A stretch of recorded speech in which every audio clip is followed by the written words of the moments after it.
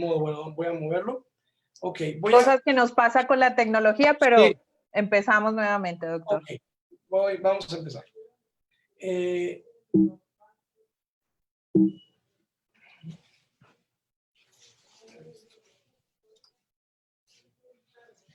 ¿Ahí? ¿Se sigue viendo? ¿Se ve bien ahí, sí. Chris? Ok. Sí, señor. Bueno, una disculpa porque estas cosas pasan después, incluso cuando lo intentaste, lo practicaste 1000 veces, aprietas un botón o algo y no salen las cosas como uno desea. En fin, vamos a analizar rápidamente un tema interesante que es la úlcera venosa y cómo se maneja actualmente. A manera de introducción, recordar que se considera como un problema de salud mayor a nivel mundial. La úlcera venosa tiene una prevalencia muy alta, se requiere de un tiempo largo para su cicatrización, tiene una alta recurrencia, que esto es una cosa muy importante, representa un alto costo y también impacta directamente en la calidad de vida del paciente. Y esto es algo que debemos tener en cuenta, sobre todo cuando vamos a hacer el tratamiento de estos pacientes. De manera global, tenemos que recordar que la úlcera venosa tiene como etiología precisamente una enfermedad venosa crónica. Este es un problema subestimado muchas veces y por poner un ejemplo, en los Estados Unidos, del 10 al 35% de la población adulta presenta algún grado de enfermedad venosa. A nivel mundial, la prevalencia de la enfermedad venosa en la población global puede llegar hasta el 60%. Medicare en Estados Unidos reporta un gasto promedio de 14.9 billones de dólares en el manejo por año de este problema. Y cuando se hace de forma individual, el costo de manejo de estos pacientes puede llegar incluso hasta los $400,000. ¿Cuáles son los factores de riesgo que tenemos para desarrollar una úlcera venosa? Bueno, en realidad son varios y son todos relacionados con una serie de condiciones propias de cada paciente. La edad mayor de 55 años es un factor importante, aunque hoy día está demostrado y se ha reportado que hay pacientes menores de esta edad con una posibilidad alta de desarrollar una úlcera de origen venoso en base a la prevalencia o en base al crecimiento o a la predominancia de otros factores etiológicos. La historia familiar de la enfermedad venosa crónica, por supuesto, un índice de masa tiene que ver con la obesidad, es importante. Historias de embolismo pulmonar, historia de trombosis venosa superficial o profunda, enfermedad musculoesquelética o articular, el número de embarazos, historia familiar directa de úlceras en piernas, inactividad física, úlceras previas, una complicación crónica que es la lipodermatoesclerosis severa y un reflujo venoso superficial o profundo. Son algunos de los principales factores de riesgo para desarrollar una úlcera venosa. La fisiopatología de este problema es interesante porque tiene que ver mucho con situaciones físicas, con situaciones hemodinámicas que cuando se alteran van a generar cambios muy interesantes. En esta figura les muestro lo que corresponde a un flujo venoso normal, donde las válvulas hacen su trabajo. Y el trabajo de las válvulas en las venas de nuestras piernas es favorecer el retorno venoso desde las partes más distales hasta las partes más proximales, evitando que esa sangre que sube con esa compresión muscular, con ese movimiento de nuestros músculos, con esa visa tergo que generan nuestros pulmones cuando respiramos, evitando que esa sangre regrese. Y eso nos habla de una válvula venosa competente, una válvula venosa que está funcionando de una manera correcta. Sin embargo, en la parte patológica, cuando estos eventos previos que les comenté como factores de riesgo se conjugan, entonces estas válvulas empiezan a disfuncionar. Y esta disfunción nos va a generar un evento físico que conocemos como hipertensión venosa sostenida. ¿Por qué se da la hipertensión venosa? Pues se da porque la válvula no es competente, una dotación adecuada de esas válvulas al momento del cierre. Eso favorece que cierta cantidad de sangre regrese de un sitio de mayor presión, tomando en cuenta los diámetros distales a proximales de las venas, y eso genera ese regreso sanguíneo que conocemos como reflujo. Entonces ya tenemos una disfunción valvular, ya tenemos un regreso anormal de sangre de un sistema proximal hacia uno distal, que conocemos como reflujo, y posteriormente viene una distensión de esas paredes capilares que van con el paso del tiempo a favorecer una dilatación de esa pared venosa que conocemos de una manera coloquial como varices o venas dilatadas, etcétera, etcétera. Entonces, este fenómeno físico de hipertensión venosa está dado por reflujo venoso,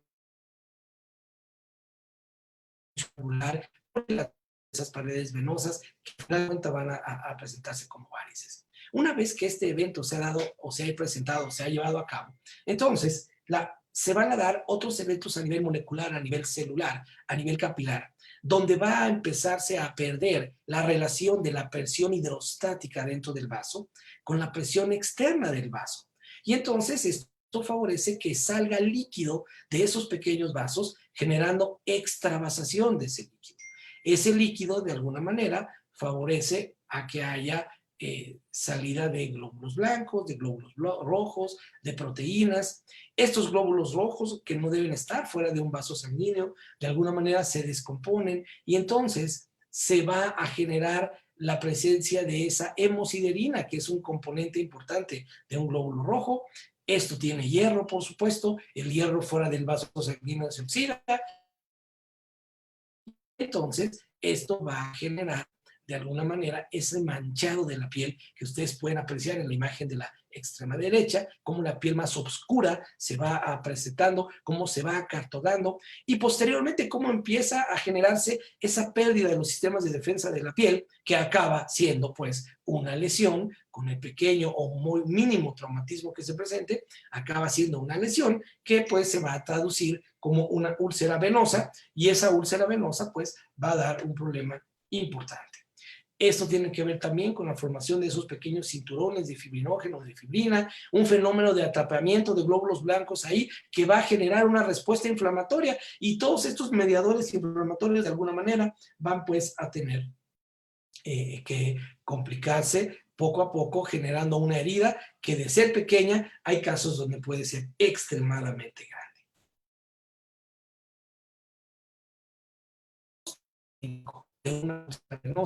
Se debe basar en varias situaciones muy precisas, como son la historia clínica y el examen físico. Descartar o confirmar, que habitualmente es lo que buscamos siempre, confirmar la presencia de una enfermedad venosa crónica, evaluar el por qué en la mayoría de los casos la lesión puede ser única, dolorosa e irregular, aunque puede haber pacientes donde esas lesiones confluyen y se hacen una, dos o más, pequeñas, medianas o grandes, y cuando confluyen realmente estamos hablando de un evento muy avanzado y muy complicado. Recordar que las úlceras venosas pueden tener algunas características propias, como son bordes planos, la presencia de tejido de granulación muy crónico. Ese tejido de granulación puede tener un lecho que puede tener una gran cantidad de fibrina, y bueno, este tipo de hallazgos clínicos, el ver una lesión es importante para poder determinar lo que tenemos que hacer con ello. Desde el punto de vista estadístico, recordar que la prevalencia de las úlceras venosas a nivel global va desde el 1 al 2%, aunque en otros reportes podemos encontrarlos hasta en un 4% en la población adulta. El 1.5 al 3% por cada 1,000 adultos tienen una úlcera activa en los Estados Unidos. El 22% van a desarrollar su primera úlcera en promedio a los 40 años de edad. Y lo que les comentaba, un 13% va a desarrollar una úlcera venosa alrededor de los 30 años de edad. Esto de alguna manera pues es uno de los factores que hace que este problema sea cada vez más complejo y más difícil cuando se tiene que afrontar y tratar. Clínicamente, ¿qué tenemos que buscarle a una herida, a una úlcera? Bueno, hay cosas que debemos ver siempre y que debemos siempre simple para poder hacer un diagnóstico clínico desde el punto de vista general de una lesión. Y entonces, no olvidar que tenemos que tener la etiología de la lesión, tenemos que ver la localización de las úlceras. En este caso, las venosas sabemos que son úlceras que van a generarse o a ubicarse principalmente en la parte medial de las extremidades inferiores, a nivel maleolar, en la cara interna del maleolo es lo más importante. El grado de la úlcera, qué grado es, qué profundidad tiene, la fase en la que la encontramos, el fondo que tiene esa lesión, el tamaño de la lesión, la forma que tiene, la zona que va a generar un exudado y ver qué características de exudado tiene esa úlcera, cómo están los bordes de la lesión y finalmente cómo se comporta la piel perilesional. Entonces, todos estos detalles son puramente clínicos que tenemos la obligación de evaluar cada vez que vamos a revisar una úlcera, y esto nos va a permitir tener la etiología correcta para saber si la úlcera que estamos evaluando es de origen venoso. Existen diagnósticos diferenciales muy importantes para hacer la diferenciación clínica entre una úlcera de origen venoso y otro tipo de lesiones. En este cuadro les presento los aspectos generales, la fisiopatología, la presentación clínica para poder hacer la diferencia entre una úlcera venosa, una úlcera neuropática, una úlcera por presión o una úlcera isquémica, una úlcera arterial. Es muy importante entonces tener muy claro todos estos aspectos para poder evaluar muy bien el tipo de lesión en el que nos estamos enfrentando. Los dermatólogos son muy curiosos en ese sentido y entonces ellos incluso nos dan las diferencias clínicas, pero de diferentes diagnósticos. Y entonces en esta imagen les muestro lo que para ellos representa desde el punto de vista clínico y la confusión que puede generarse con la fisiopatología y las características de la lesión, un pioderma gangrenoso, una úlcera por vasculitis, una úlcera de Martorell, calcifilaxis, una úlcera de células falciformes, una úlcera isquémica y otro tipo de úlceras donde se tiene que tomar muy en cuenta el tipo de dolor, la intensidad de dolor que tiene. Por otro lado, también la localización anatómica, las características, las asociaciones comunes, el posible diagnóstico y finalmente el manejo que tenemos que dar a este tipo de lesiones. Aquí les presento algo muy interesante, que es un algoritmo de evaluación para los pacientes portadores de una úlcera venosa y tiene que ver con precisamente el protocolo, la priorización de estas lesiones, el tratamiento y sobre todo la respuesta que debemos tener con ese tratamiento de una manera importante de cada paciente. Entonces, pueden ver ustedes ahí toda la situación de factores de riesgo de las que ya hablamos, úlceras de tamaño arriba de los 5 centímetros cuadrados, con duraciones mayores de 6 meses, la historia previa de esta situación, evaluar también si esto tiene un componente concomitante de patología arterial. Por otro lado, el diagnóstico que para nosotros hoy día es evidentemente no invasivo, ya que el ultrasonido nos va a dar precisamente muchísima información en relación a la anatomía de las venas, en relación al reflujo, en relación a la obstrucción, que son principalmente los 3 problemas venosos que se van a generar como causa directa de una úlcera venosa. Por otro lado, también el manejo habitual que todos conocemos para protocolizar una herida, como es los cultivos de rutina, si es que la úlcera tiene datos o no de infección, con una técnica de hisopado es como se sugiere hacerlo mejor. Por otro lado, evaluar la posibilidad de que tenga otros componentes distintos, como puede ser una neuropatía, la pérdida de la sensibilidad, la propiocepción, la temperatura, etcétera, etcétera. Todo esto es muy importante. Posteriormente, cuando abordemos el tratamiento, nos vamos a dar cuenta que la elevación de la pierna es importante. Por supuesto que hablaremos un poquito más adelante de la compresión como el gol estándar de esta patología, su inicio temprano, el uso de vendas o de vendajes que pueden ser únicos o pueden ser múltiples. Hay niveles de evidencia para cada uno de ellos y el resultado debe ser rápido, debe ser adecuado. El manejo del dolor, Por supuesto que los principios que todos ustedes conocen de preparación del hecho de una herida, aquellos que se dedican, que nos dedicamos a manejo de heridas, sabemos que tenemos sistemas muy precisos como es Time, como es Dominate, como es todas esas situaciones que nos permiten protocolizar de una manera adecuada cualquier herida y que de alguna manera nos va a permitir darle un manejo adecuado antes de obtener finalmente una cicatrización. Se sugiere que el paciente debe tener una buena respuesta en relación a la disminución de su tamaño de la herida, por lo menos de un 40% en las primeras 4 o 6 semanas. Se debe tener el tratamiento adecuado, debe uno mantener la compresión incluso cuando las úlceras han cerrado, ya veremos por qué. Y bueno, existen algún tipo de terapias adyuvantes que no es tema en este momento, pero existen con algunos niveles pequeños o más importantes de evidencia, sobre todo en aquellos pacientes donde las úlceras se hacen recurrentes, sobre todo donde se presentan úlceras que son recalcitrantes o úlceras que pueden ser mixtas, cuyo componente etiológico principal es venoso. Entonces, es todo un protocolo interesante que debemos analizar, pero también tenemos que recordar que existen factores, hablando específicamente de úlceras venosas, que retrasan la cicatrización, como son una herida amplia, es decir, una herida extensa, va a tardar mucho más en cerrar por lógica. El tiempo de evolución que tiene la herida, me ha tocado ver, y seguramente a muchos de ustedes también, pacientes que tienen 10, 20, 30, 40 años con una úlcera abierta y que nunca ha cerrado, o que ha cerrado y ha vuelto a abrir.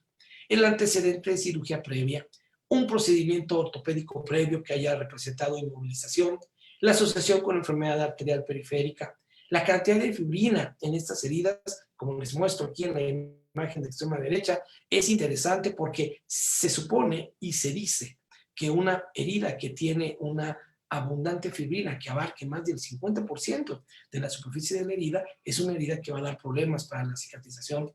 Por supuesto que el mal apego al tratamiento, específicamente a la compresión, ¿por qué? Pues porque todo el mundo sabemos que a mayor compresión, pues el paciente se va a pegar menos al tratamiento. Entonces uno tiene que ser estrictamente cuidadoso cuando va a indicar la compresión, la manera de indicarla, la manera de hacerla, para que el paciente vaya poco a poco acostumbrándose hasta que logremos el objetivo que es cicatrizar la lesión.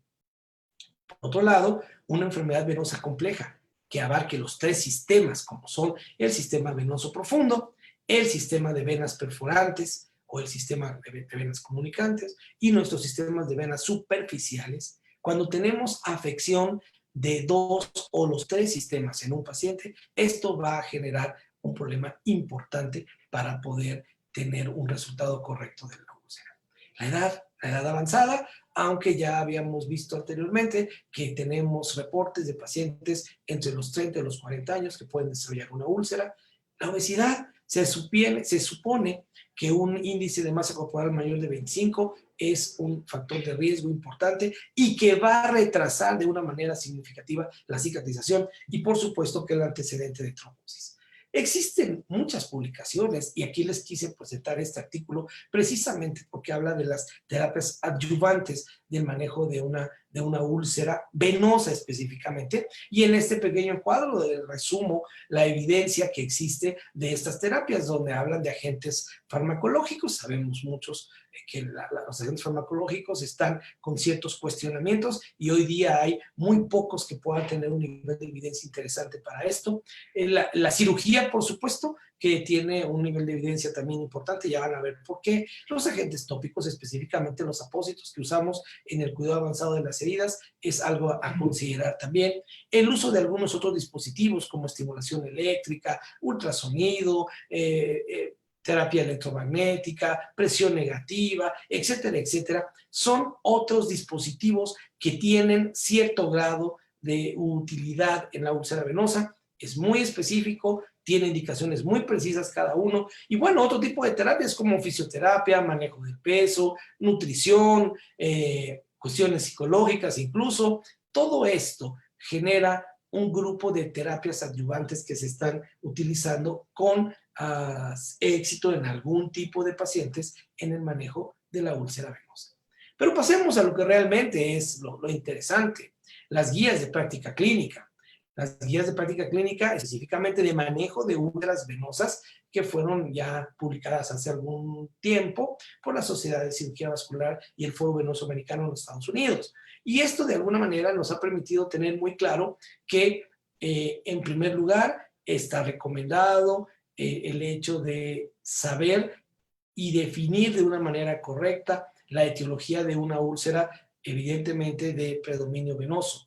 Por otro lado, también es interesante conocer las causas de otras úlceras. Se recomiendan de alguna manera el documentar de una manera seriada, con la medición, con la fotografía, con una regla, cómo va el seguimiento y la evolución de esa úlcera. También se sugiere, de alguna manera, no tener la necesidad de hacer muchos cultivos de manera rutinaria, solamente en aquellos pacientes donde la evidencia demuestre que la úlcera requiere el cultivo.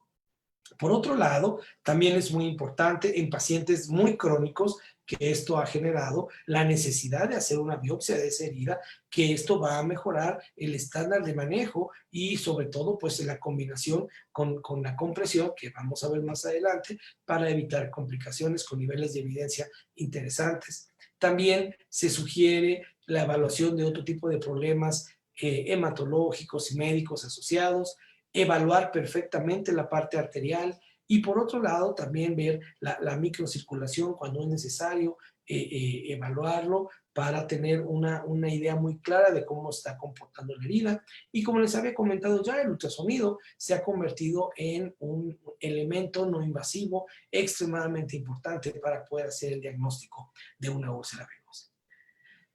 En el manejo de apósitos esto es muy interesante. ¿Por qué? Porque la guía habla de la limpieza de estas heridas y entonces la misma guía sugiere con un nivel de evidencia grado 2, nivel C, que pueden utilizarse mecanismos de limpieza de la herida que hoy día están perfectamente establecidos, perfectamente protocolizados, con el cambio posiblemente cuando esté indicado de algún tipo de apósito, utilizando soluciones neutrales que no irriten, que no sean tóxicas y que puedan evitar un mayor trauma, sobre todo de tipo químico o de tipo mecánico, a la lesión. El uso de apósitos primarios, esto es interesante. ¿Por qué? Porque ellos sugieren la aplicación de un apósito tópico para el manejo de una úlcera venosa, específicamente cuando estamos hablando del manejo del exudado, de mantener la humedad adecuada, de mantener un lecho de la herida bien preparado, y el nivel de evidencia que le dan no es malo, es un grado 2 con un nivel C. Y también, y esto fue algo muy interesante, ya van a ver por qué, porque es muy específica la guía, donde dice que se sugiere la selección de un apósito primario para una herida donde hay un exudado importante que permita absorber el exudado, y esto, bueno, está relacionado con el uso de algunos alginatos y algunas espumas que van a proteger la zona periulcerosa con un grado 2 y un nivel de evidencia B. Esto es importante por lo que les voy a comentar un poquito más adelante. Otra guía es interesante hablando de los apósitos que tienen algunas sustancias tópicas que pueden ser antimicrobianos. También tienen algún factor importante. Aquí pueden ver ustedes, sobre todo en las úlceras que están infectadas. Entonces, el nivel de este tipo de apósitos, hablando de nivel, es un nivel grado 2, con un nivel de evidencia A. Una úlcera infectada se va a ver beneficiada del uso de apósitos con algunas sustancias que nos permitan mantener baja la carga bacteriana, y esto evidentemente va a ir en beneficio de la lesión del paciente, de esa herida que el paciente pues, puede tener, que puede ser muy complicada. Algunas de las cosas que más usamos son aquellos apósitos que tienen plata, que tienen algunos alginatos o que tienen algunas sustancias que van a ir directamente relacionadas con esa disminución de la carga bacteriana y precisamente con el manejo de este tipo de lesiones muy específicas. Hablando de compresión, Recordemos ustedes que la compresión es el estándar de oro para el manejo de las úlceras venosas. En la guía 5.1, habla de la compresión como factor predominante para que una úlcera venosa cicatrice. En pacientes con úlceras venosas se recomienda la terapia de compresión, una terapia, compresiva sobre cualquier otra cosa que no sea compresivo. Y esto va a generar una cicatrización de la herida prácticamente en un porcentaje arriba del 80%. Y esto tiene que ver con un nivel de evidencia que se ha tenido a través, y se tiene a través del tiempo, grado 1 con nivel de evidencia A. ¿Qué es lo que tenemos que recordar de la compresión? Bueno, diferentes efectos de la compresión con sus variables físicas que van a ir de acuerdo a sus propiedades de cada uno de los materiales que usemos. Podemos usar compresiones elásticas, compresiones inelásticas, compresiones concéntricas, compresiones excéntricas, compresiones únicas o compresiones con sistemas múltiples. Los efectos fisiológicos sobre la bomba muscular van a buscar el alcanzar un gradiente de presión que sea correcto y además va a favorecer un funcionamiento venoso óptimo, mejorando la presión venosa y por consiguiente favoreciendo la cicatrización de la úlcera.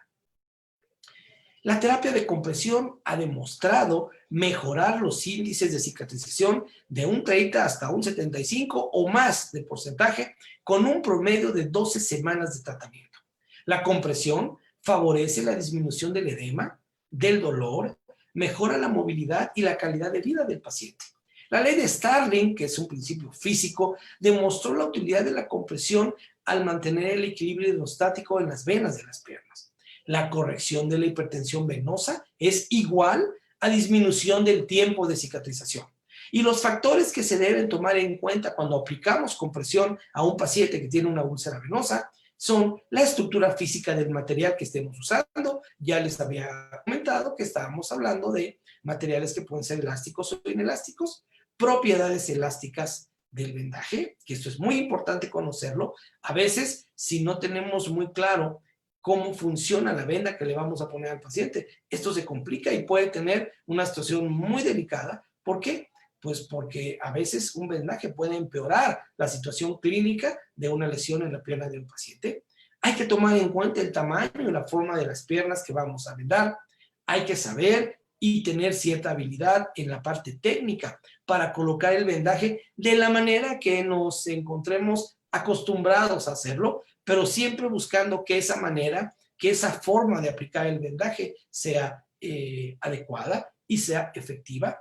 Y finalmente también es muy importante tener en cuenta la actividad del paciente, porque la actividad del paciente es lo que va a, de alguna manera, a limitar o a favorecer el resultado del uso de la compresión si es que tenemos en cuenta el apego al tratamiento, el apego a la compresión que puede tener cada paciente. En la guía 5.3 se establecen algunas situaciones muy interesantes, como es la compresión con multicomponentes, es decir, un sistema que puede tener 2, 3 o hasta 4 capas. Ellos sugieren que es viable utilizarlo, puede tener un nivel de evidencia un poquito mejor, tal vez en algunos pacientes, no en todos, con un grado 2, con un nivel de evidencia B. Y entonces, bueno, aquí les muestro la clasificación o la estandarización de las compresiones que el Comité Europeo para este motivo estableció. Y entonces pueden ver ustedes que tenemos compresión clase 1, clase 2, clase 3 o clase 4, que son aquellos parámetros aritméticos, hablando de milímetros de mercurio, que se van a tratar de obtener con un nivel de compresión. Y ese nivel de compresión puede variar dependiendo el tipo de lesión que tengamos. No es lo mismo tener una úlcera venosa pura que una úlcera con un componente arterial, donde la compresión tendrá que ser menor, o una úlcera con un componente linfático, o una úlcera que sea un componente venolinfático, porque la compresión tiene que ser diferente y tiene que aplicarse de manera distinta. Entonces, siempre la guía sugiere el uso, cuando es necesario, de componentes múltiples en caso de que el paciente así lo requiera. Algunos ejemplos, vean por ejemplo ustedes, estos pacientes son pacientes que tienen úlceras venosas y que poco a poco con el uso de la terapia normal ha ido mejorando hasta lograr obtener una cicatrización de las heridas. Otros ejemplos, vean ustedes estos pacientes con ese tipo de lesiones que de alguna manera también pues se han ido manejando con compresión y con todo el protocolo que ustedes conocen. Vean ustedes ahí cómo evolucionan y cómo finalmente logramos tener una buena recuperación, una buena cicatrización de esto, tomando en cuenta que esto es un componente, ya lo había comentado, multifactorial. ¿Qué hay de la recurrencia?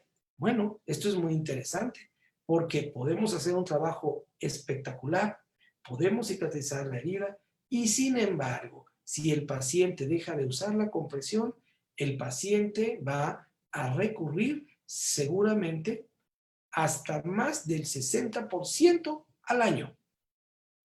Si aplicamos la compresión después de que ha cerrado la herida, es una posibilidad de que la úlcera recurra hasta un 34%, o hay gente que dice que es más hasta el 42% de los pacientes que tienen una herida venosa, una vez cicatrizada, al año, aún con compresión, va a recurrir.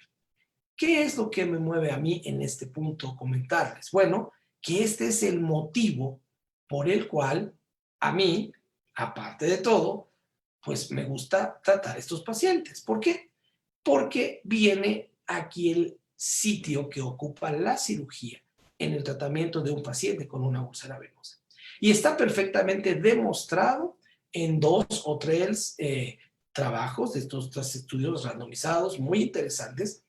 El más importante de ellos se llama EBRA, en donde se establece que el paciente que tiene una úlcera venosa y que se opera, la posibilidad de recurrencia baja a menos del 1 o 2% si el paciente se somete a cirugía. ¿Qué tipo de cirugía? Pues la cirugía de los sistemas venosos. Alguna puede ser muy simple, la más común de todos, que es la ablación de las venas safenas mayor o menor, con láser, con radiofrecuencia, con sistemas de, digamos, bioquímicos hoy o químicos, como es el MOCA o como es los sistemas de pegamentos que hoy utilizamos para bloquear esos sistemas venosos superficiales que pueden ser los responsables en un porcentaje muy alto de la úlcera.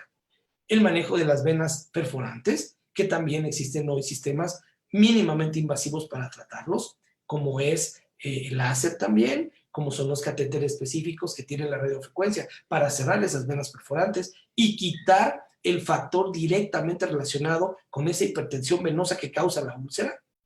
Y finalmente, el tratamiento quirúrgico de los sistemas venosos profundos, las venas femorales, las venas ilíacas, la vena poplitea.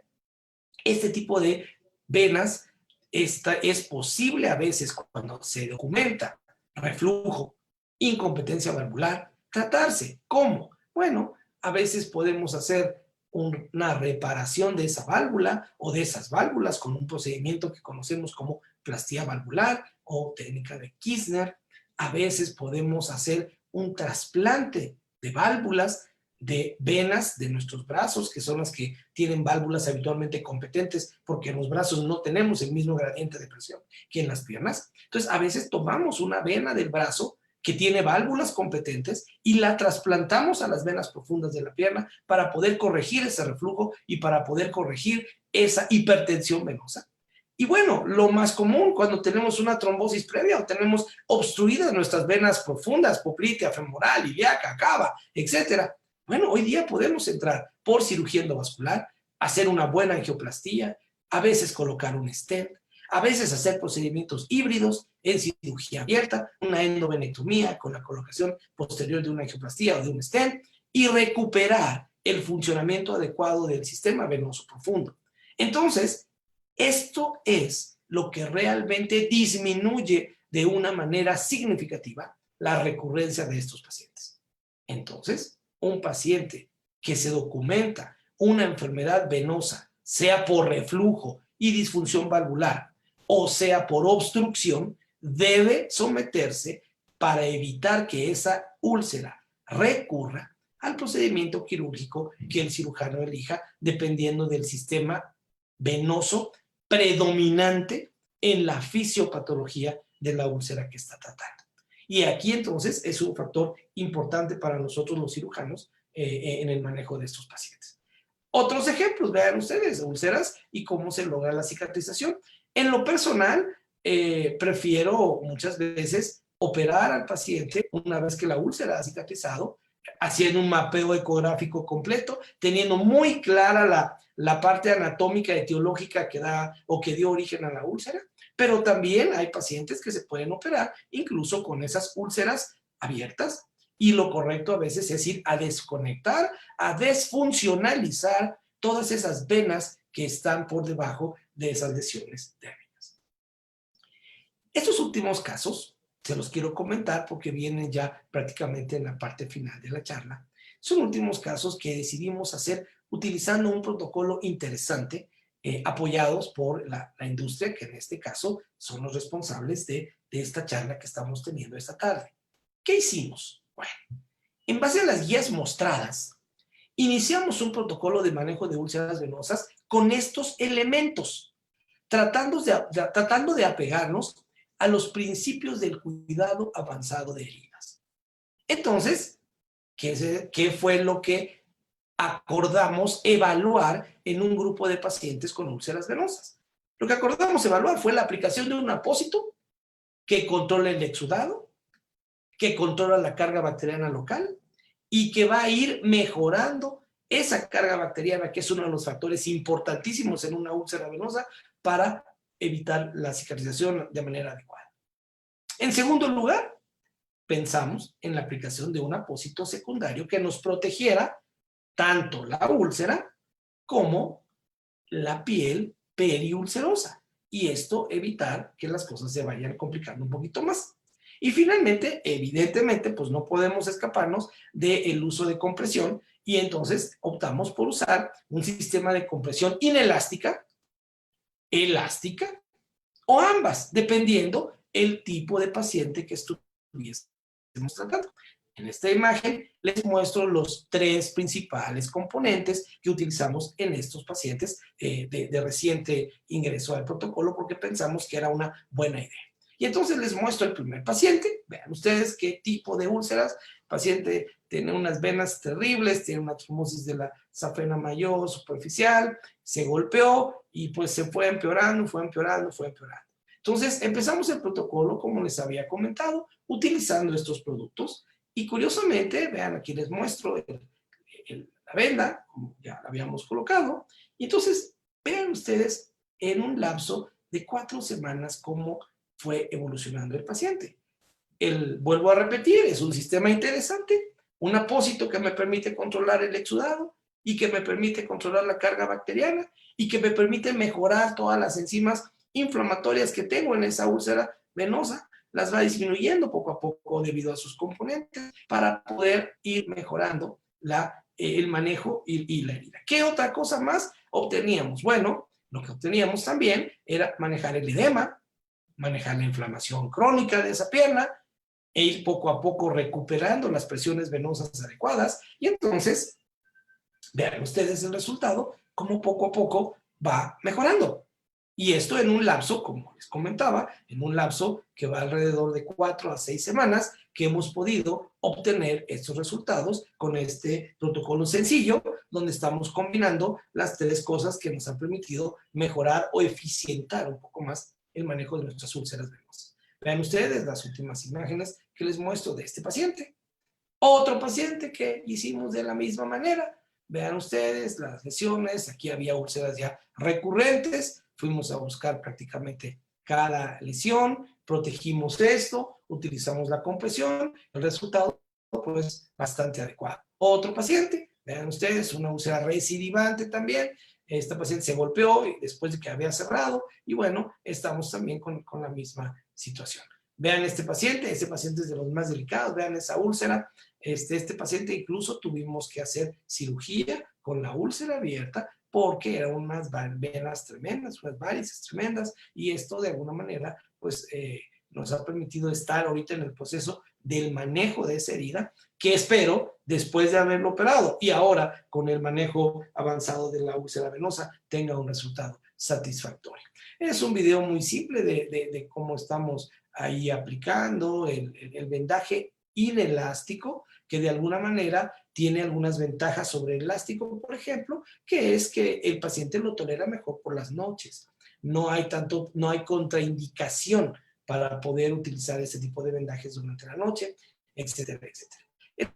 Entonces, a manera de agradecimiento, quiero externar primero el agradecimiento a Combatec por darme la oportunidad de platicar con ustedes esta experiencia corta que tenemos con este tipo de pacientes, utilizando ahora estos 3 elementos que creo que por el resultado que les acabo de mostrar es bastante satisfactorio y creo que puede sernos útil en nuestra práctica, repito, con todo el protocolo y apegado a las guías de práctica clínica que debemos seguir para poder obtener buenos resultados con estos pacientes.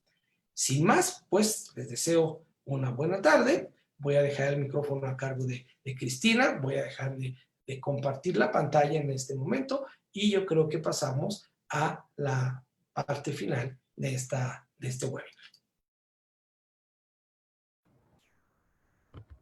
Muchas gracias, doctor, y muchas felicidades por su ponencia en esta tarde. Ahora vamos a continuar con la presentación de Janet Cristina, de la licenciada Janet Cristina, que ella nos va a hablar acerca de las soluciones integrales para el manejo de las úlceras venosas ABC. Cristina es coordinadora de educación para México y apoyo para Centroamérica. Muy bien. Bueno, muy buenas tardes. Muchas gracias, doctor, por excelente explicación. Ahorita brevemente les voy a explicar las soluciones Combatec que tenemos para el manejo de las úlceras venosas, como lo hemos venido haciendo en las diferentes conferencias. Y acá hablamos de un manejo integral unas soluciones integrales para el manejo de las úlceras venosas, como es el ABC que tenemos. Siempre es importante, y como lo recalcó el doctor durante todas sus conferencias, es hacer una evaluación del diagnóstico, el mejorar las prácticas y el tratamiento de las heridas y también la parte de la terapia compresiva que nos va a favorecer muchísimo todo este proceso, como ustedes lo vieron al final. ¿Qué debemos hacer? Una evaluación del paciente, observar sus factores de riesgo, establecer cuál es la etiología, si es arterial, si es venosa, hacer una adecuada evaluación de la herida y preparación del lecho de la herida. También hablamos de la limpieza y preparación de la piel, hacer desbridamiento si es necesario, elegir un apósito de acuerdo a las necesidades y a lo que encontremos con relación al paciente y colocar la terapia compresiva, que es la piedra angular de la gestión de las úlceras venosas.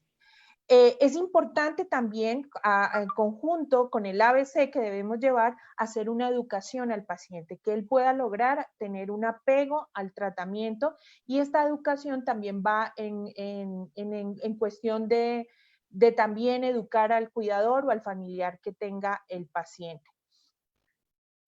En cuanto a los parámetros que debemos valorar nosotros en las heridas, pues mirar qué tipo de herida es, dónde está localizada, la parte de sus dimensiones, qué tipo de tejido tiene, el exudado, el dolor también es importante, los bordes de la herida y si hay una carga de infección y toda la parte del biofilm que puede llegar a tener las heridas. Aquí tenemos una documentación, esto nos ayuda a ir haciendo una buena valoración. Como lo hemos venido hablando, es importante hacer la higiene de la herida y esto es un documento, un consenso que podemos compartir con ustedes, que es el proceder cuando ya hacemos el manejo de las heridas. ¿Qué debemos hacer? Una limpieza. Esa limpieza debe ser con agua, con una solución salina que nos ayude a hacer la limpieza de la herida o la utilización de algún antiséptico de acuerdo a la valoración que nosotros hagamos. Si hay que hacer un desbridamiento, puede ser desbridamientos quirúrgicos o autolíticos que nos ayuden a hacer esa limpieza o a terminar de limpiar esa herida. En cuanto a la remodelación, es conservar los bordes de la herida, mirar cómo están esos bordes y adicional también la piel perilesional. Y por último, es importante el apósito que escojamos para el manejo de nuestras heridas. Estos son los 4 aspectos que comprende la higiene de las heridas. ¿Qué tiene Combatec como soluciones? Tenemos apósitos diseñados para cualquier tipo de exudado. Como siempre lo hemos recomendado, siempre debemos hacer una buena valoración, mirar cuál es la etiología del paciente para asimismo poder definir qué tipo de tecnología vamos a utilizar. Como ustedes observan en esta imagen, si nosotros tenemos una herida con tejido necrótico y de acuerdo como vamos evolucionando con el exudado, asimismo vamos a tener unos apósitos. Si tenemos un tejido necrótico con tejido esfacelar, la sugerencia es la utilización de hidrogeles que nos van a favorecer ese tipo de desbridamiento, Sapgel o Duoder. Si ya tenemos altos exudados o exudados moderados, podemos utilizar Aquacel AG más extra o Aquacel Foam como apósito secundario para controlar el exudado. Y si ya es un exudado moderado, podemos utilizar el Aquacel AG Foam o Foam. Y si ya estamos en proceso de epitelización, podemos utilizar el Foam Light o el Duoder Extra Thin. Dentro de las soluciones Combatec y cuando nosotros empezamos a preparar el lecho de la herida y empezamos a hacer toda la higiene, tenemos estos apósitos, como ustedes observan, que nos van a ayudar a hacer este desbridamiento autolítico, como es el Sapgel. Adicional, el Sapgel lo podemos aplicar alrededor de la extremidad, lo cual nos va a ayudar a mantener una hidratación y un balance hídrico en la herida. También tenemos el Duoder Gel, que nos ayuda a hacer un desbridamiento autolítico por sus componentes que son de pectina y carboximetilcelulosa. Es una opción que se tiene para realizar el desbridamiento. Y para el control del exudado y para el control de la infección y el control del biofilm, tenemos la tecnología Aquacel AG más extra, que comprende dos tecnologías. La tecnología de hidrofibra, como lo hemos visto en las diferentes conferencias, que nos va a ayudar a controlar el exudado al formar un bloque de gel. Este bloque de gel nos ayuda a mantener la humedad adecuada en el lecho de la herida sin ocasionar ninguna lesión. Y este apósito Aquacel AG más extra está compuesto también por la tecnología More Than Silver. Como lo hemos venido hablando, tiene tres componentes: la plata iónica al 1.2%, que es el que nos va a ayudar a controlar la carga bacteriana, el EDTA, que nos ayuda a transportar también la plata y rompe ese biofilm, y el EDTA, que nos ayuda a hacer la destrucción, el cloruro de bencetonio, que nos ayuda a hacer la destrucción del biofilm. Este producto nos ayuda a controlar el exudado, la infección y el biofilm. Como ustedes observan acá, mire cómo se hace la aplicación del apósito. A medida que va entrando en contacto con el exudado, lo que va a hacer es que se va a formar un bloque de gel y empezamos a ver cómo va evolucionando la herida de acuerdo al control. Todos estos apósitos, como lo hemos venido hablando, siempre tenemos que controlar los factores de riesgo y hacer un plan de cuidado con nuestros pacientes. Tenemos también para el control del exudado los apósitos a base de espuma. El de nosotros se maneja con tecnología de hidrofibra, que también tiene esas características de formar un gel, de conformarse al lecho de la herida, y lo podemos utilizar como apósito primario o como apósito secundario. ¿Qué es importante aquí? Mire, ustedes observan acá que este apósito no se dispersa, sino que tiene un control lateral del exudado, y esto nos ayuda a que no se nos vaya a macerar los bordes de la herida, ni que se nos lesione la piel perilesional. Adicional, cuando entra en contacto con el lecho de la herida, tiene menos bioadhesión de células. Eso quiere decir que arrastramos al momento de quitar menos células, y esto nos ayuda a proteger ese lecho de la herida. Como ustedes observan acá, tiene también capacidad de retención. Si le ejercemos una compresión de 40 milímetros de mercurio, ese se va a mantener dentro del apósito sin que haya una dispersión, sino que se va a controlar. Y esto también nos ayuda a que no se nos maceren los bordes de la herida. Y por último, también del tratamiento de soluciones Combatec tenemos la compresión, y como dijo el doctor, nos ayuda también a disminuir ese edema, a favorecer el proceso de cicatrización. Al ser un vendaje que no es elástico, sino inelástico, viene impregnados con óxido de zinc, petrolatos, aceite de castor, que son emolientes que también nos va a favorecer la humectación de la piel. Es importante que este tipo de vendaje, como el FlexiDress, que son vendajes de inelásticos que son de contención. Estos son importantes colocarlos cuando el paciente deambula, porque ahí es donde va a ejercer la compresión en el momento que hace la deambulación. Si el paciente está postrado en cama, la indicación no es colocar un flexidress, sino otro tipo de vendaje.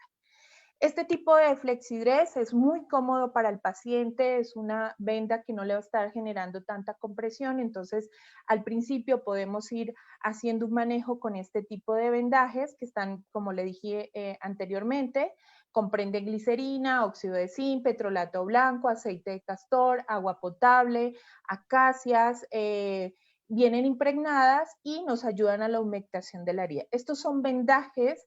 Si ya tenemos una herida, debemos colocar cualquiera de las tecnologías que hablamos anteriormente y esta nos va a ayudar, el vendaje, a favorecer todo el proceso de cicatrización. ¿Cuánto tiempo lo podemos dejar? Hasta 7 días. Pero la valoración nos va a indicar cada cuánto vamos a hacer la curación, que puede ser cada 3 días o 2 veces por semana o llevarlo hasta los 7 días. Es importante que esta venda flexidress, que viene impregnada con óxido de zinc, trabaja bajo presión, o sea, quiere decir que el paciente tiene que estar caminando. Como ustedes observan, la compresión la va a hacer de adentro hacia afuera, cuando al hacer la contención genera la compresión. Si el paciente está en reposo, no es la indicación de colocar un vendaje como flexidress, pero para inicio, para que él se vaya adaptando, es bueno la utilización de este tipo de vendaje. ¿Cuál es la técnica? Se puede colocar en espina de pescado o en espiral y se debe colocar todo el vendaje. ¿Qué es importante? Que tenemos una herida, tenemos unas características, tenemos unos factores de riesgo que ya hemos controlado, entonces empezamos a ver que en esta herida necesitamos hacer un desbridamiento autolítico. Utilizamos el Zap-Gel o el Duoder-Gel para hacer su desbridamiento. Ya aquí tenemos una herida que ya no tiene ese tejido necrótico, solamente cuenta con algún tejido esfacelar que necesitamos ir terminando esa limpieza. Hacemos la aplicación del Aquacel más extra y colocamos un apósito de foam como apósito secundario y hacemos la aplicación de nuestro vendaje. ¿Desde dónde debe ser? Desde la finalización de la terminación, de los dedos hasta por debajo de la rodilla y se debe hacer la colocación de todo el vendaje. Y se debe cubrir con una venda elástica normal, esto para darle una mayor protección. Y esto vemos cómo al retirar puede ser una curación cada tercer día.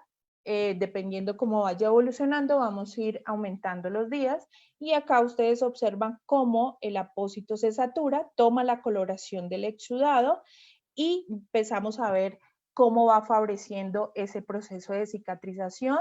Ven cómo están los bordes, están definidos, están íntegros y vemos la piel del paciente también cómo ha ido evolucionando. Entonces, estas son las soluciones con Batec que tenemos para el manejo de las heridas. El doctor nos explicó muy bien cómo llevar ese protocolo y pues la invitación es a que ustedes conozcan nuestro portafolio, que nos escriban su correo para poderle mandar toda la información, los artículos, hacérselos llegar a ustedes. Igual el portafolio que nosotros manejamos. Bueno, muchas gracias y eso era todo. Aquí les dejo los correos de Karina también, que le puede dar alguna información, y mi correo por si quieren algo en especial. Bueno,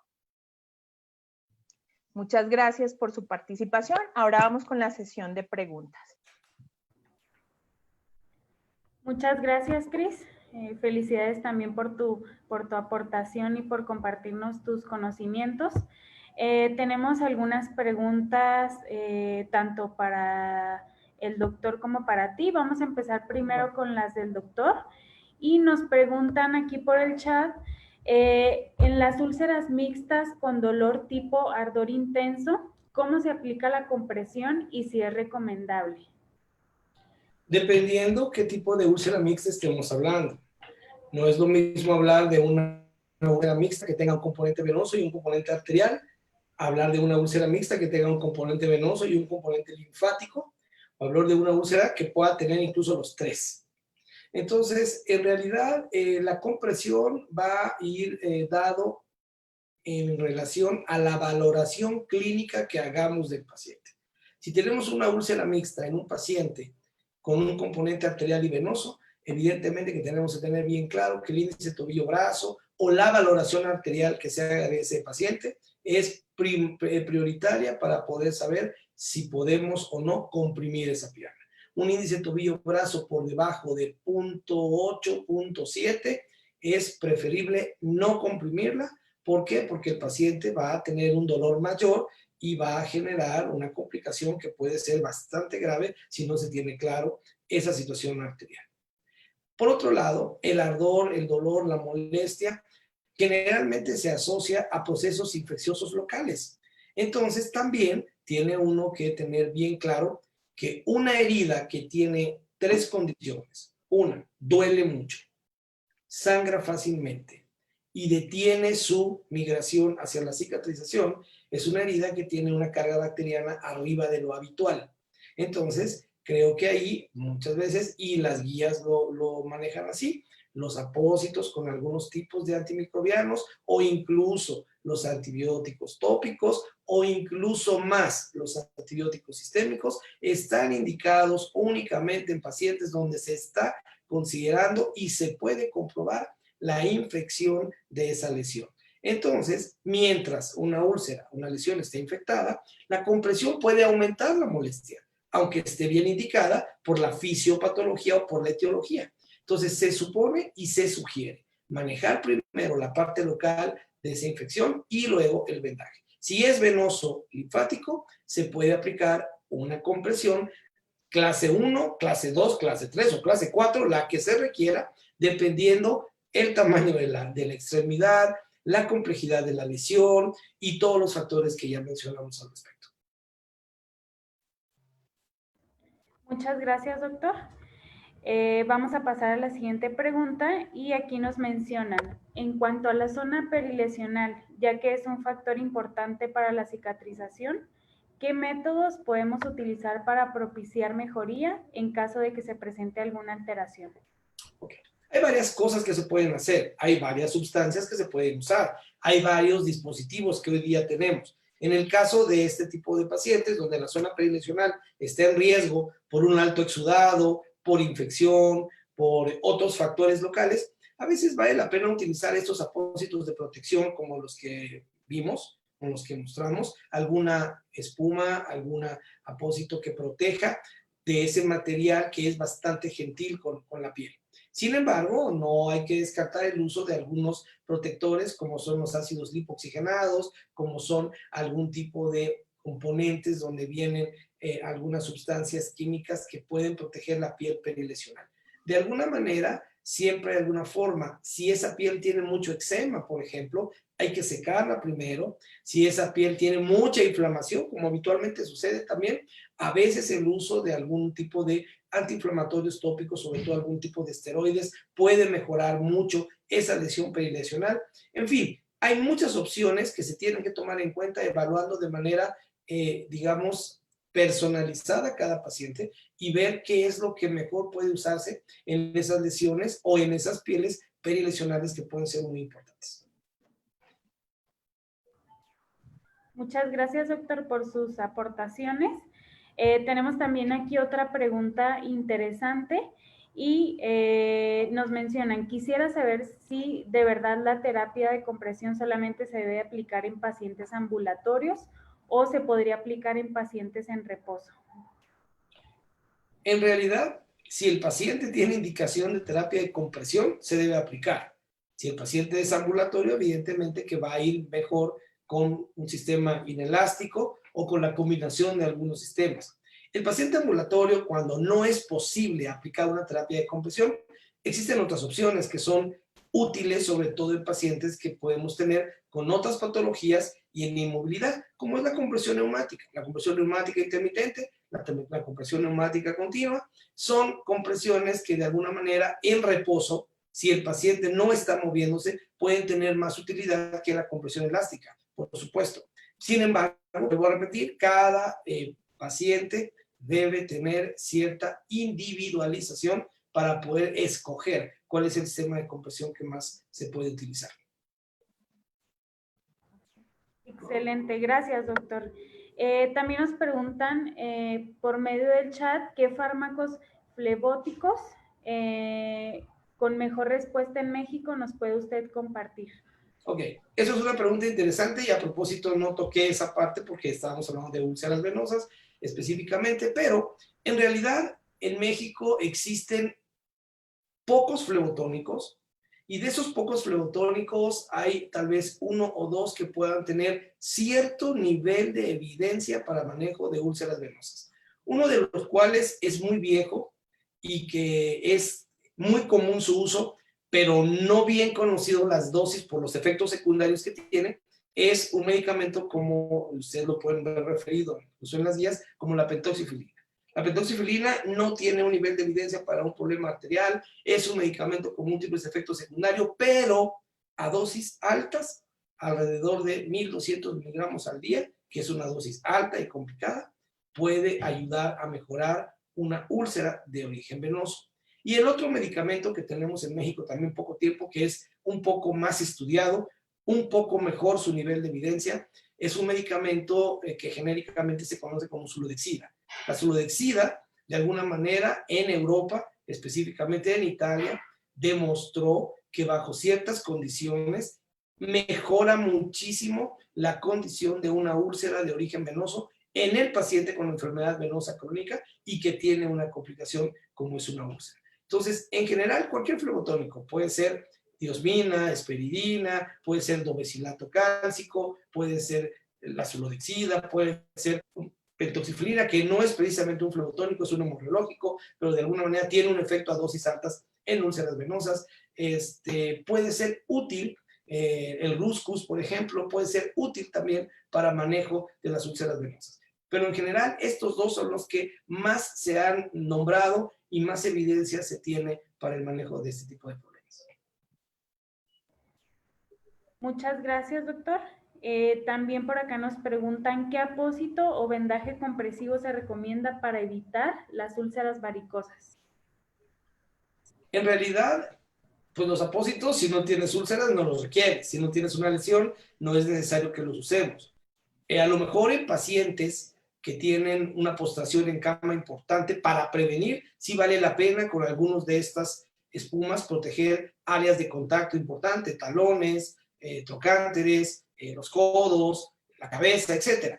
Pero en general no es así. De manera preventiva, evidentemente que el uso de una media de compresión, un calcetín, una media, una pantimedia de compresión específica, vuelvo a repetir, de la clase 1 a la clase 4, la que se elija, va a ser lo que va a prevenir que el problema se presente. Sobre todo si tenemos un trabajo de riesgo, si tenemos mamá o papá de riesgo, si tenemos embarazos que fueron de riesgo o más de 2, ese tipo de factores van a generar una posibilidad de enfermedad venosa. Ahí es donde la compresión, la profilaxis, sobre todo con el uso de estos dispositivos de compresión elástica externa, pueden funcionar muy bien.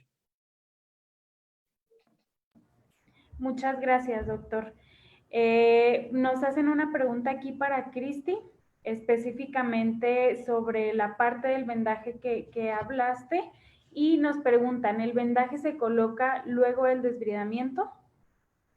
Bueno, con relación a los vendajes y como lo ha venido hablando el doctor, es importante determinar si el paciente es una úlcera venosa, si es candidato para colocar la compresión.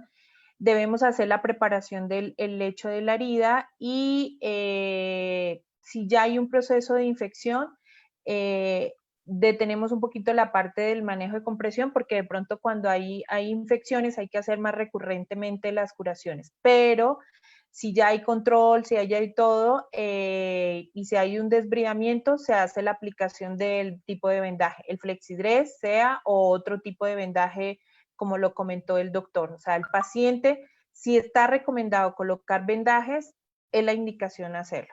¿Qué compresión? Depende de la tolerancia del paciente, depende de su índice de tobillo-brazo también. Entonces, una opción es el flexidress, que habíamos hablado con relación al manejo de los pacientes. Siempre cuando nosotros hacemos un manejo del local de la herida y como lo hizo la recomendación el doctor, es hacer una buena valoración. Y hacer todo el tratamiento integral como él lo hizo en cuanto a su protocolo, en cuanto a la limpieza, la higiene de la herida, la aplicación del apósito de acuerdo a las características, si tiene bastante exudado, la recomendación es una hidrofibra como el Aquacel Gemas Extra y con un apósito de espuma y el vendaje Flexidress que nos va a favorecer todo el proceso de cicatrización. Muchas gracias, Cris. También nos preguntan ¿cuánto tiempo se deja el Aquacel en la piel afectada y cuándo hay que cambiarlo por otro apósito? Bueno, los apósitos tienen un tiempo máximo hasta 7 días para que se puedan dejar, pero va a depender de su valoración y de qué cantidad de exudado, de la valoración que nosotros hagamos, como le había explicado, para dejarlo. Si yo tengo una herida que está muy exudativa, que no me va a durar los 7 días, entonces voy a tener que hacer una curación cada tercer día o 2 veces por semana. Entonces, el tiempo máximo que se puede dejar, un apósito son 7 días. Pero eso depende de la valoración. No la podemos dejar 7 días si ya vemos que tiene demasiado exudado, que de pronto tiene algunos signos de infección, y esto a dejar los 7 días, pues nos puede llegar a perjudicar.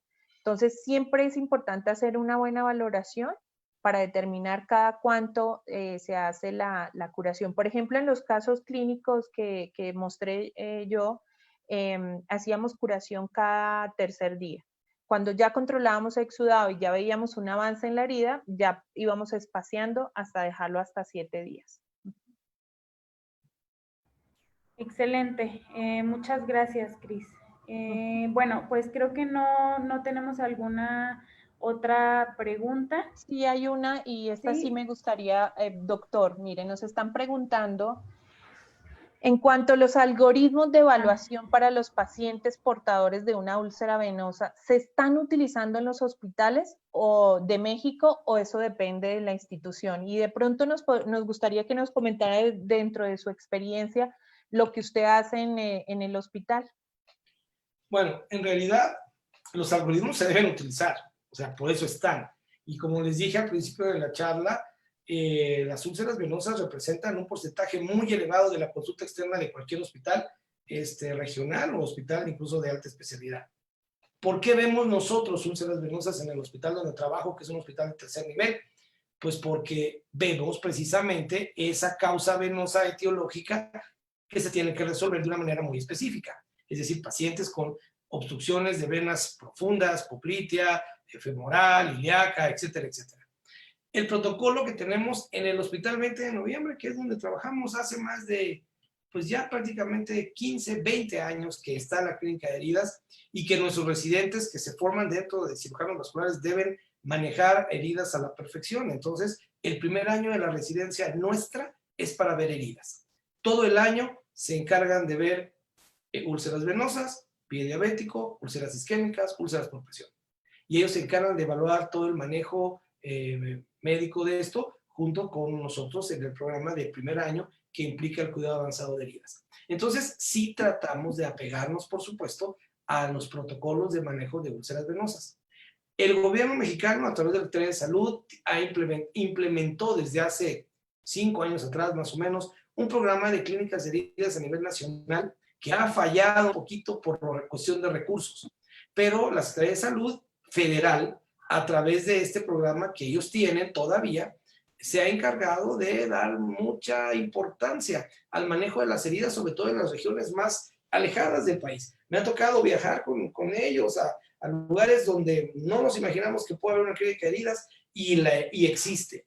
¿Quién es el personal que se encarga? Habitualmente son médicos de primer contacto o enfermeras encargadas de esas clínicas, donde evidentemente lo que tratamos es que se apeguen a los algoritmos y a los protocolos de esto. Entonces, creo que poco a poco esto ha ido permeando en la necesidad de nuestra medicina preventiva y nuestra medicina de primer contacto en México, y creo que debemos poco a poco ir apegándonos cada vez más al manejo de este tipo de lesiones, porque finalmente es un problema de salud pública cuando representa la enfermedad venosa crónica la cuarta causa de movilidad en este país.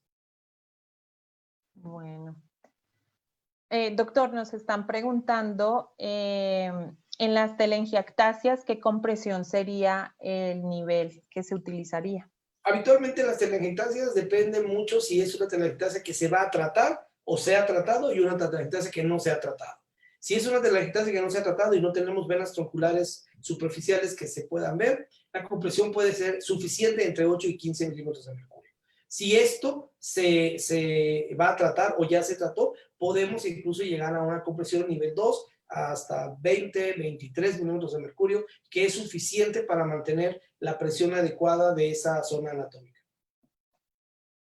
Muy bien, muchas gracias, doctor. Cris, nos preguntan una para ti y dice, ¿qué tipo de hidrogel recomiendan para el poco exudado en una úlcera que sea compatible y amigable con el apósito de Aquacel Gemas Extra en acorde a tu experiencia? Bueno, con relación a los hidrogeles, como les había comentado, tenemos dos, que es el Zapgel, que dentro de sus componentes tienen aporte de agua de un 86%, tiene alginato de calcio y tiene carboximetilcelulosa, lo cual nos va a ayudar a mantener la humedad adecuada cuando tenemos heridas con exudados de poco exudado o cuando necesitamos hacer un desbridamiento de un tejido necrótico desfacelar. El otro gel es el Duodergel, que está compuesto por pectina y carboximetilcelulosa. Y cuando nosotros tenemos poco exudado, la indicación es utilizar un gel y como apósito secundario o para cubrir sería un Aquacel Foam. El Aquacel Gemas Extra, la recomendación no es colocarlo o aplicar un gel porque este tipo de tecnología se utiliza más en heridas con exudado abundante. Acuérdese que la tecnología de hidrofibra lo que hace es formar un gel, entonces también nos va a ayudar a mantener esa humedad y a limpiar la herida. Entonces, no es la recomendación de poder combinar estos dos, los geles con el Aquacel Gemas. Entonces, siempre diferenciar que si yo tengo una herida con altos exudados y que tiene unos signos de infección o sospechamos biofilm, nos vamos solo con el Aquacel Gemas Extra. ¿Listo? Bueno, yo creo que ya no hay más preguntas. Solamente quiero comentarle, doctor, que pues por Facebook nos están viendo, le están mandando saludos, dice Enrique González, saludos, doctor Neftalí. Nos agradecen por la ponencia, nos dicen excelente ponente. Le mandan saludos desde Nicaragua, doctor. Igual están conectadas personas desde Panamá, Costa Rica, Nicaragua, Guatemala, República Dominicana y bueno, pues de acá de México, ¿no, doctor? Interesante ponencia, Ángeles Viana nos dice, Diana Cortés, como siempre, muy interesante, los ponentes muy expertos. Bueno, todo esto es lo que nos escriben, doctor. Pues muchas gracias por su ponencia, nos encantó. Cari, pues ya para terminar, las recomendaciones que siempre damos.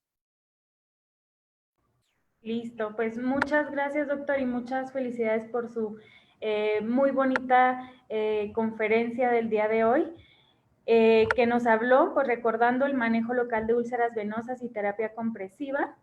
Al igual a la licenciada Cristina por compartirnos también sobre soluciones integrales por medio de un protocolo de manejo de las úlceras venosas. Y bueno, también agradecer a todas las personas que se conectaron el día de hoy, como siempre un gusto poder, aunque sea visualizarnos por medio de la tecnología. Estamos seguros de que el contenido que se impartió el día de hoy pues es de gran importancia para la construcción de nuestro conocimiento. Igual aprovecho para invitarlos a que nos sigan a través de nuestras redes sociales, ya sea por YouTube, Facebook o Instagram, nos pueden encontrar como Convatec México. Y bueno, después de todo, pues la distancia no significa ausencia. Muchas gracias a todos, que tengan bonita tarde. Doctor, de nueva cuenta, muchísimas gracias. Estamos en contacto y muy bonita su participación. Gracias.